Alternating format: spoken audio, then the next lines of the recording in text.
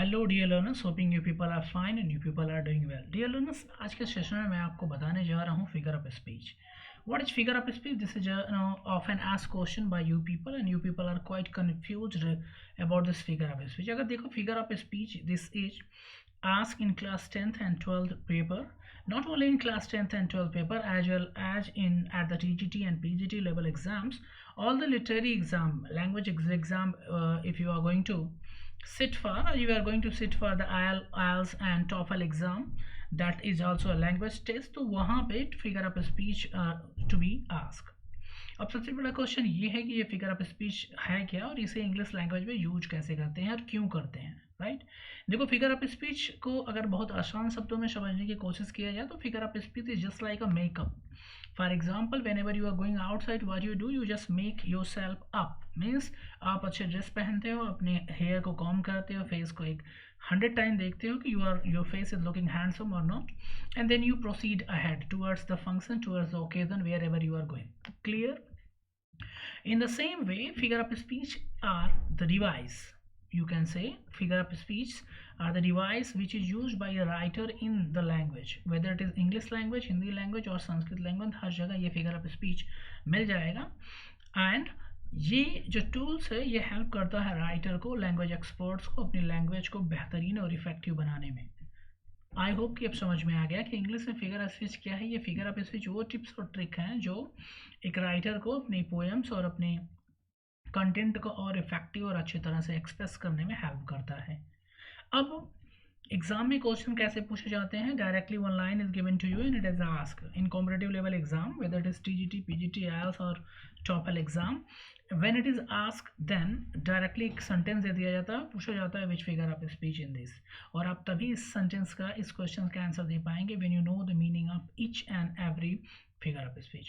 If you talk about figure of speech, how many you people used to ask me one more question, that how many figure of speech are there? 100 plus figure of speech are there. And so third question is that then how to memorize it? My dear, इन सारे figure of speech को memorise करना और समझना बहुत ही आसान है। अगर आप इसको समझ लेते हैं तो आपको इसकी डेफिनेशन भी ऑटोमेटिक लर्न हो जाएगी और आप इसको आइडेंटिफाई कर पाएंगे बहुत ही आसानी से। अगर हम क्लास 10th और 12th स्टैंडर्ड की बात करें, and then in 10th and 12th standard there are 15 to 20 figure of speech which are frequently used by the writer in the poem which are given in the syllabus of CBSE of class 10th and 12th। तो आपको 100 learn करने की जरूरत नहीं है, आपको targeted 20 याद कर लेना है, आपको ये एग्जाम में मिल जाएगा। क्लियर? तो चलिए देखते हैं क्या है कुछ आज मेरे पास और क्या कुछ मैं आपको सिखा सकता हूँ in this session next with a super fast speed. Dear, I hope that you people are able to see the slide very proper way.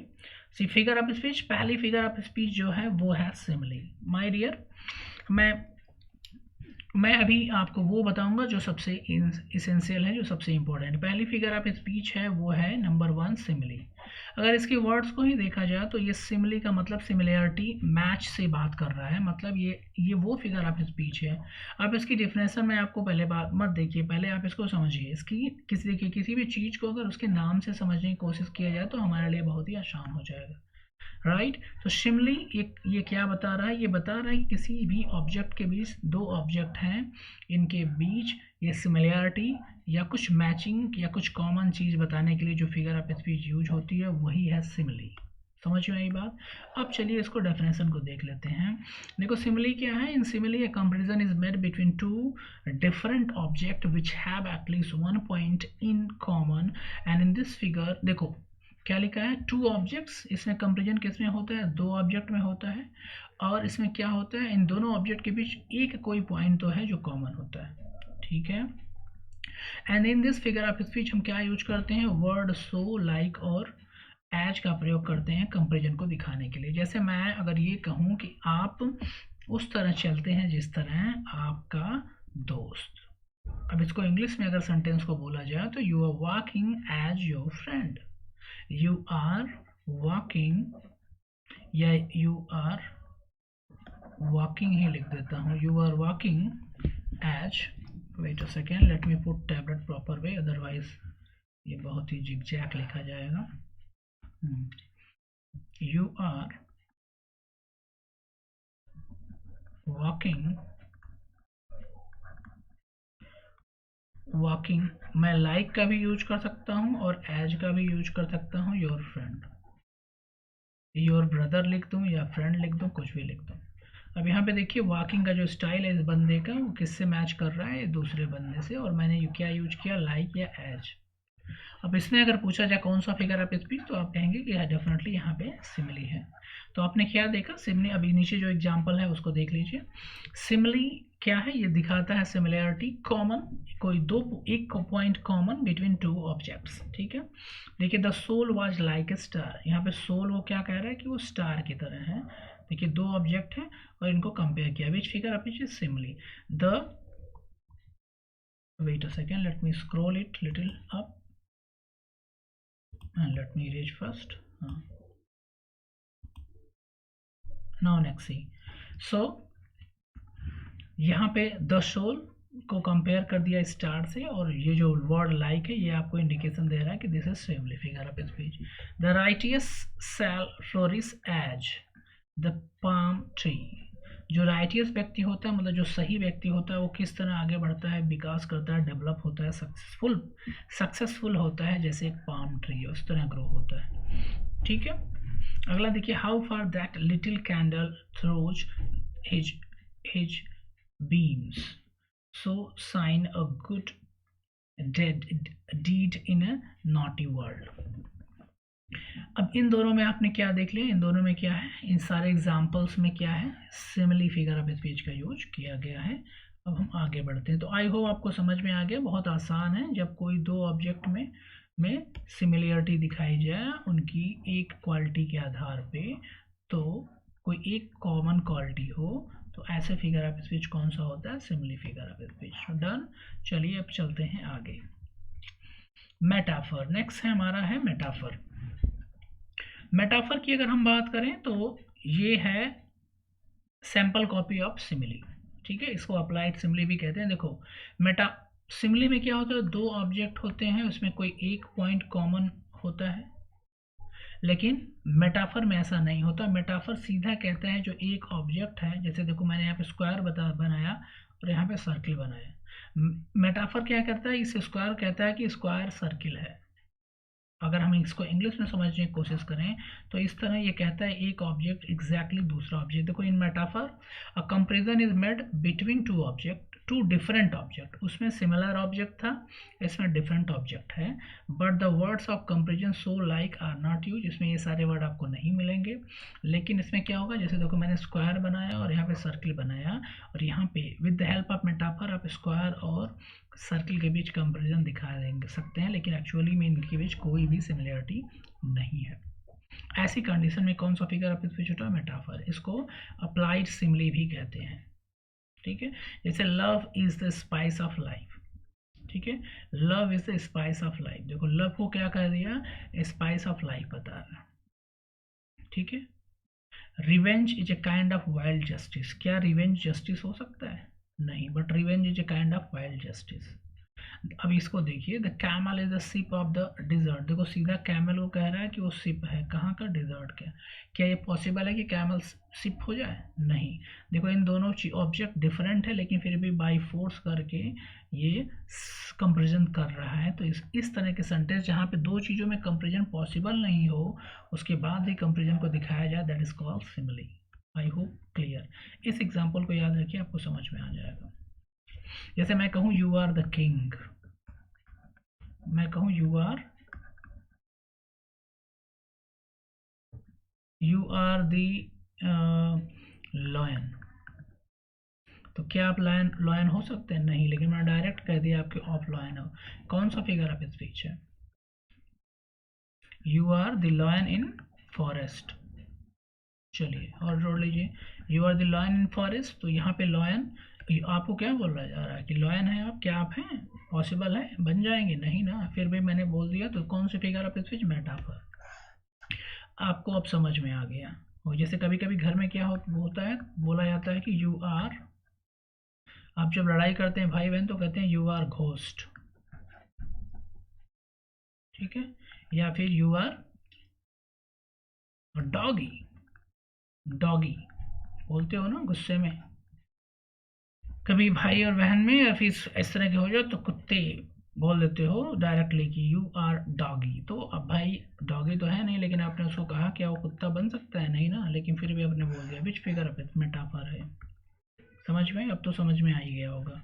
चलिए अब नेक्स्ट चलते हैं नंबर 3। तो सिमिली मेटाफर के बाद आपका कौन सा है? आपका है पर्सनिफिकेशन। अब हम देखेंगे पर्सनिफिकेशन फिगर ऑफ स्पीच को।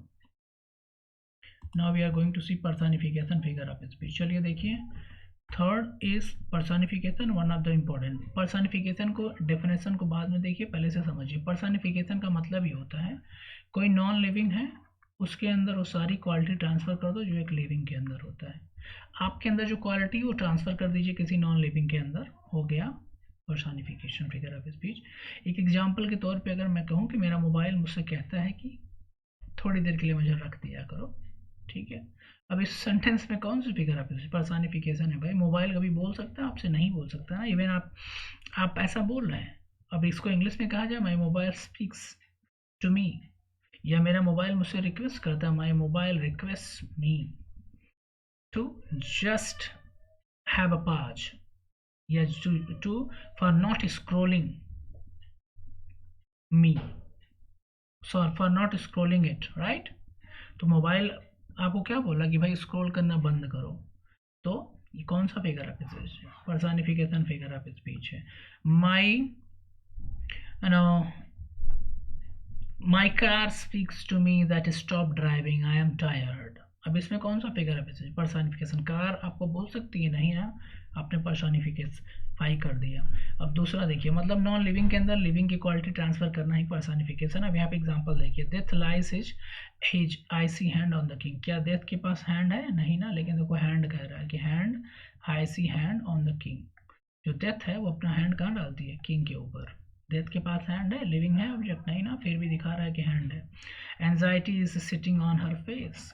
क्या एंजाइटी कोई ह्यूमन बींग है? नहीं, ये तो एक मेंटल स्टेटस है, लेकिन फिर भी कह रहा है सिटिंग, बैठी है कहाँ पे? On face.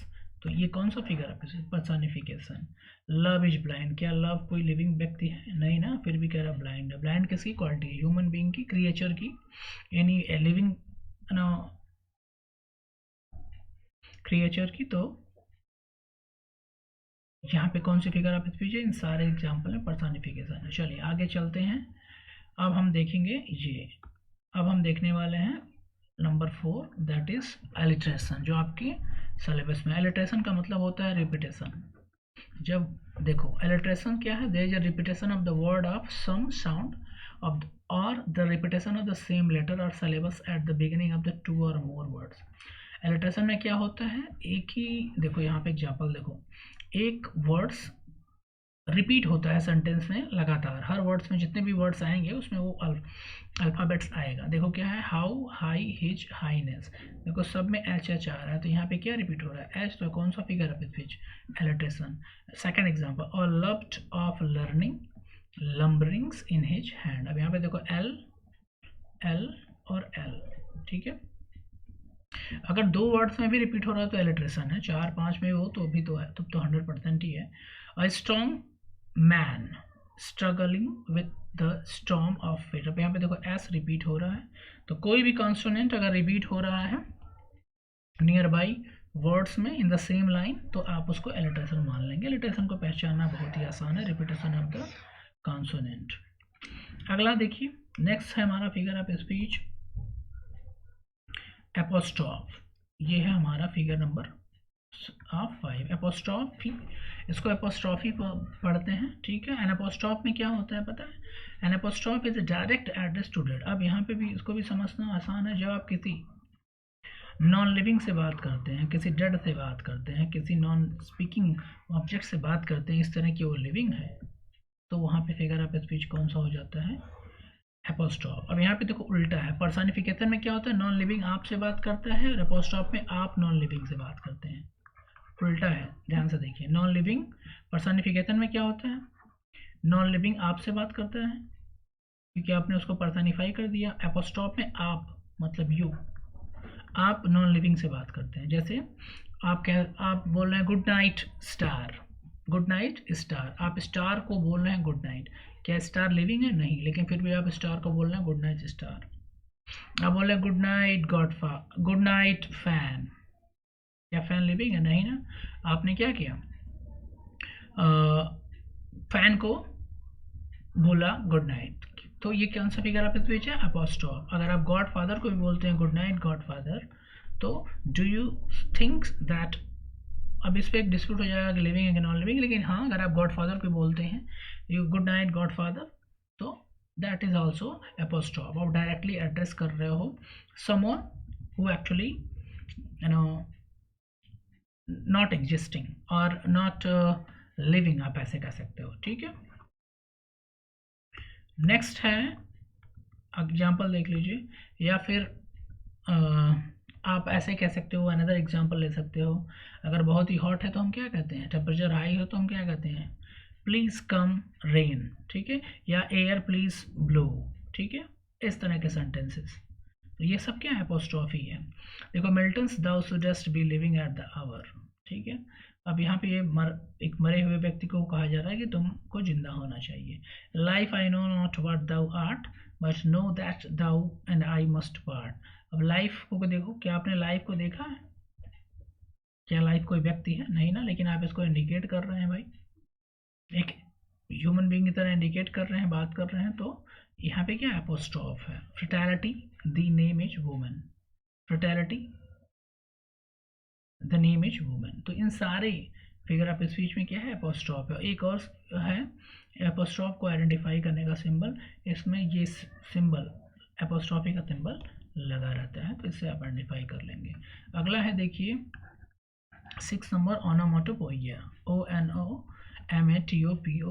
इससे को आसान है बहुत समझना। ये साउंड, जहाँ भी किसी लाइन में कोई साउंड से मीनिंग आए वहाँ पे ओनोमाटोपोइया होता है। देखो ओनोमाटोपोइया शुड सजेस्ट मीनिंग और सेंस विद द साउंड, ठीक है। ये साउंड जिसमें कोई भी, देखो द कर्फ्यू टूल आ गया, the knell of parting day, मतलब जो कर्फ्यू का जो साउंड है उससे क्या पता चल रहा है कि दिन खत्म हो रहा है।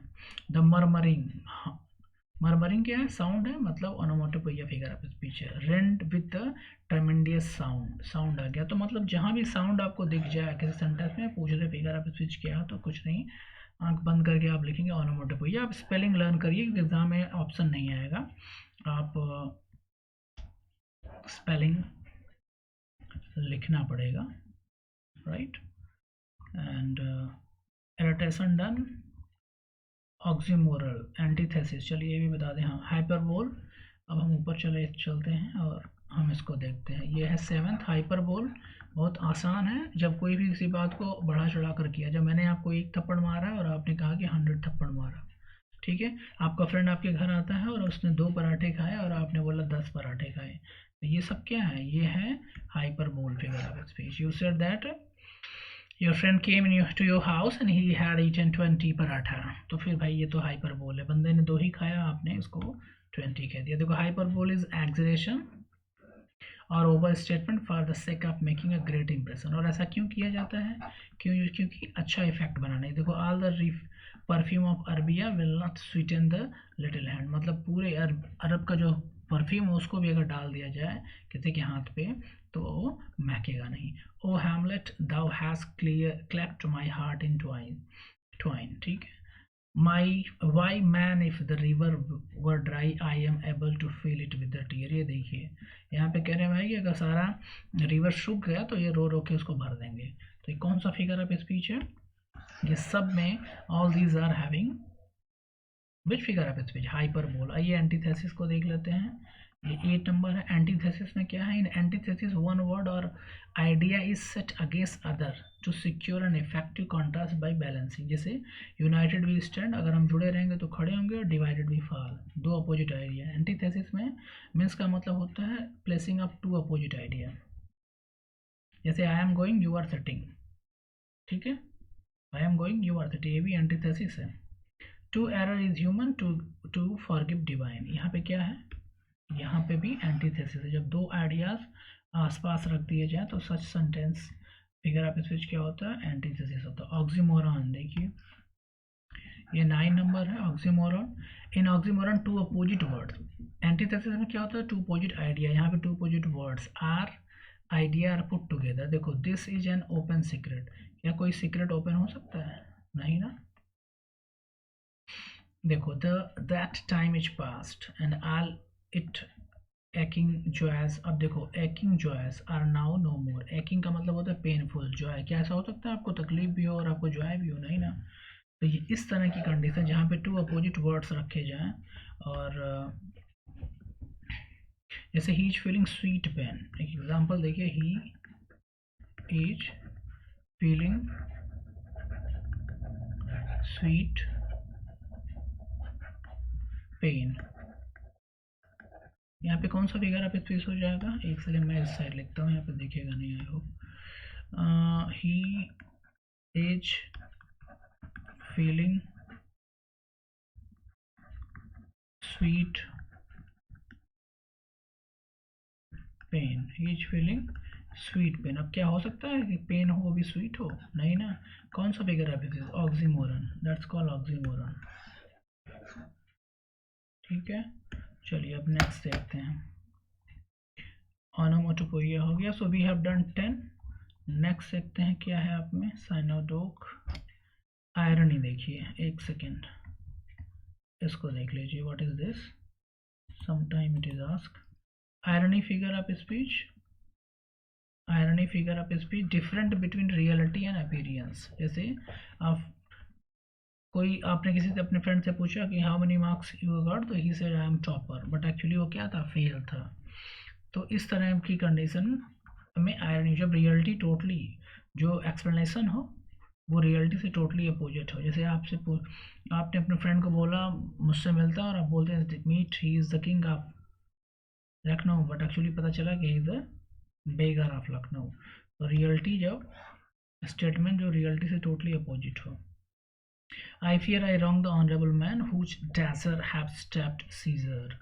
ठीक है, yet Brutus says he was ambitious, no doubt but ye are the people and wisdom shall die with them. ठीक है, तो इस तरह के आयरनी है। ठीक है,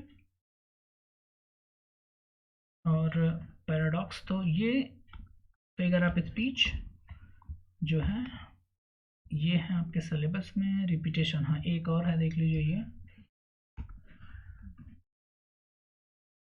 रिपीटेशन। ठीक है, in the repetition a word is repeated many times to express. देखो a little grave, a little grave, a little grave. अब इसमें कौन सा फिगर ऑफ स्पीच है? जब एक ही वर्ड, अल्फाबेट नहीं वर्ड, रिपीट होता है तो उसमें कौन सी repetition figure of? O dark dark dark. यहाँ पे कौन सा फिगर ऑफ स्पीच है? रिपीटेशन फिगर ऑफ स्पीच है। एलिट्रेशन और रिपीटेशन में डिफरेंट है। एलिट्रेशन में क्या होता है? अल्फाबेट्स रिपीट होता है, यहाँ पे पूरा वर्ड ही रिपीट हो जाता है। ठीक है, सो डियर आई होप कि आपको समझ में आया होगा यहाँ तक की बात। एंड बस आप इतना पढ़ें, आपको क्लाइमैक्स फिगर ऑफ स्पीच तो नहीं है। चलिए, this much is enough for you, and I hope dear learner that you have understood. आप इसको रिवाइज करिए, इतना ही है आप 10th और 12th के सिलेबस में। और if you have any doubt you can write me in comment section. I will definitely help you in understanding this very proper way. And please do prepare so that you must not face any problem, and if you prepare early, and आप बहुत आसान तरीका है, अपनी poems में आप mark कर लें और वहाँ से आपको बहुत ईजी होगा चीज़ों को कर पाना और चीज़ों को मेमोराइज करना। Okay dear, thank you so much for watching. Keep studying, keep learning, and if you have doubt you can write me in the comment section. If you are new to my channel, please do subscribe, share with your friends, and hit the like button and bell icon so that you get all the update of my latest videos. Good luck and goodbye.